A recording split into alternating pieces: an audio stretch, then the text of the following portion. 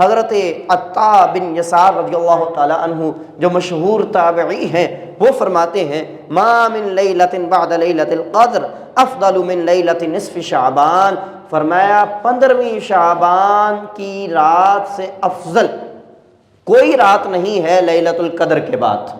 لیلۃ القدر کے بعد اگر کوئی افضل رات ہے تو وہ کون سی رات ہے؟ فرمایا وہ 15ویں شعبان یعنی شب برات کی رات ہے۔ اس میں شب براءت یہ لفظ ہے، جس طرح سورۃ التوبہ ہے تو اس کا دوسرا نام ہے سورۃ البراءت، چونکہ اس کا آغاز براءۃ من اللہ ورسولہ سے ہوتا ہے۔ تو براءت بیزاری، نجات، آزادی، کیونکہ اس رات عبادت کرنے والوں کو اللہ تعالیٰ جہنم سے آزاد فرما دیتا ہے۔ اور اس رات، یہ جو بیزاری میں نے معنی کیا، اس رات اللہ تعالیٰ چند لوگوں سے اپنی رحمت کو بیزار کر لیتا ہے۔ اللہ تعالیٰ کو ان لوگوں کی پرواہ نہیں، وہ چند لوگ ہیں، ان کا بھی آگے ذکر آئے گا کہ وہ کون سے لوگ ہیں جو محروم رہتے ہیں اس رات۔ تو یہ وہ رات ہے جس رات اللہ رب العزت جل شانہ اپنی خاص رحمتوں کا نزول فرماتا ہے۔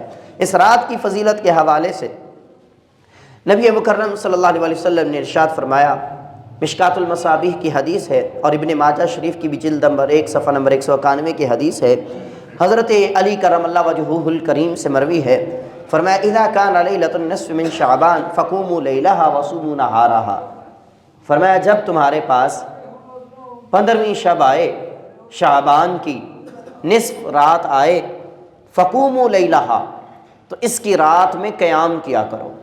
کیا کیا کرو؟ قیام کیا کرو۔ وصوموا نہارہا، فرمایا اس کے دن کا روزہ رکھا کرو۔ اور پھر کیا فرمایا؟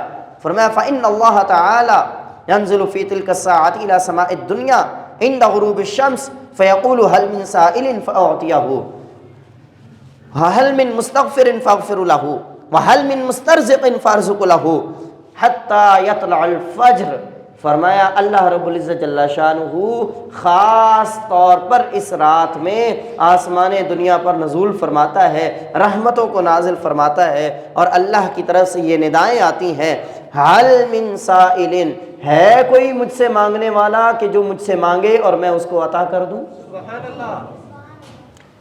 ہے کوئی مجھ سے مستغفر فاغفر له، بخشش مانگنے والا کہ میں اسے بخش دوں؟ حل من مسترزق فارزق له، ہے کوئی مجھ سے رزق مانگنے والا کہ وہ مجھ سے رزق مانگے میں اس کو آج کی رات رزق عطا کر دوں؟ ساری رات یہ ندائیں آتی رہتی ہیں اللہ کی طرف سے، حتی یطلع الفجر، یہاں تک کہ فجر طلوع ہو جاتی ہے۔